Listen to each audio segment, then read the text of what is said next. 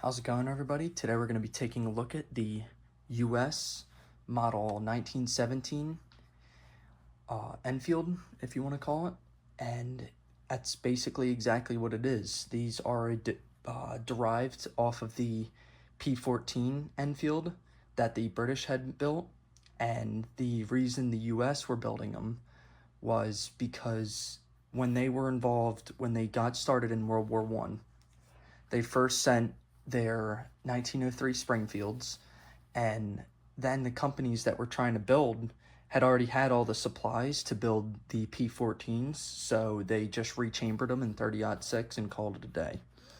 So that's exactly why this rifle exists. And in my opinion, it is the superior rifle. With 303 British, they only had a 5-round capacity, but with 30-06, because it has no rim, it actually allows a 6-round capacity or magazine capacity.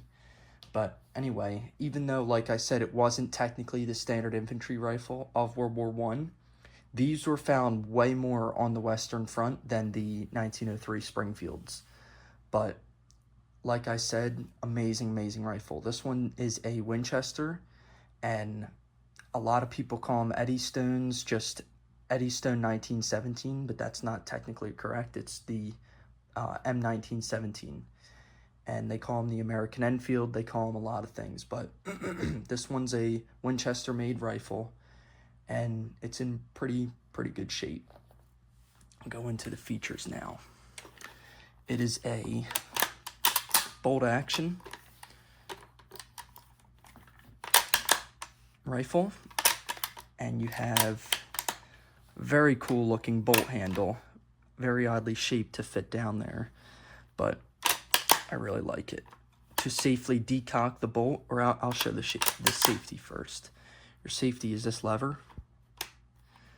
Pull the trigger, you got nothing. To safely decock the bolt, you pull it out, hold the trigger, and press it forward like that. Wait. All the way up, and then cock it down, and your bolt is decocked. Your rear sight goes up to 1,600 yards, which is quite insane. And the battle zero is, I'm not sure. I'm gonna go with 100. But just amazing rifles. This is, like I said, here's your Winchester mark. Let me get that closer. US Model 1917 Winchester.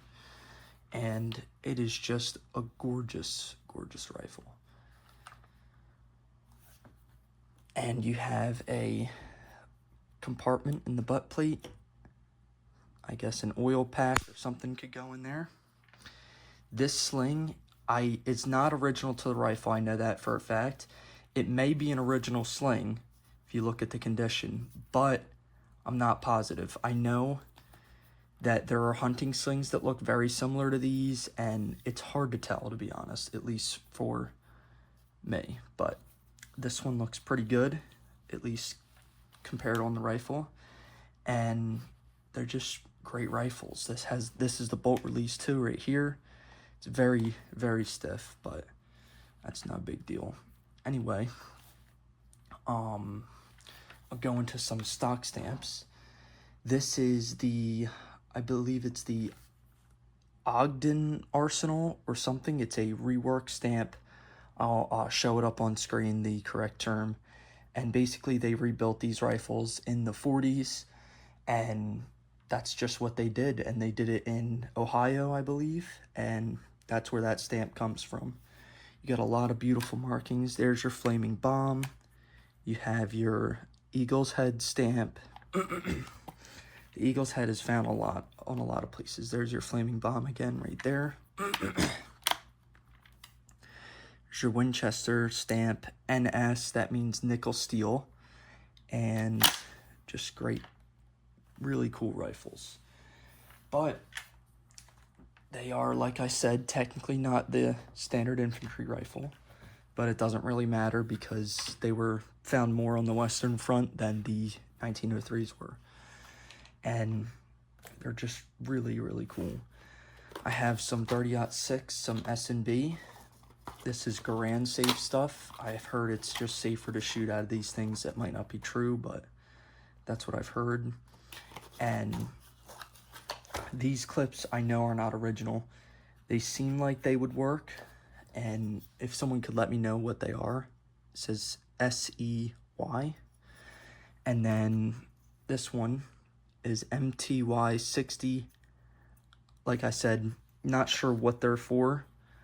I'm pretty positive they're not for this, but they hold 30-06, so we'll do some loading and then take it out to the range, shoot some rounds through it,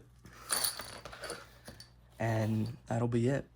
But just really, really cool rifles.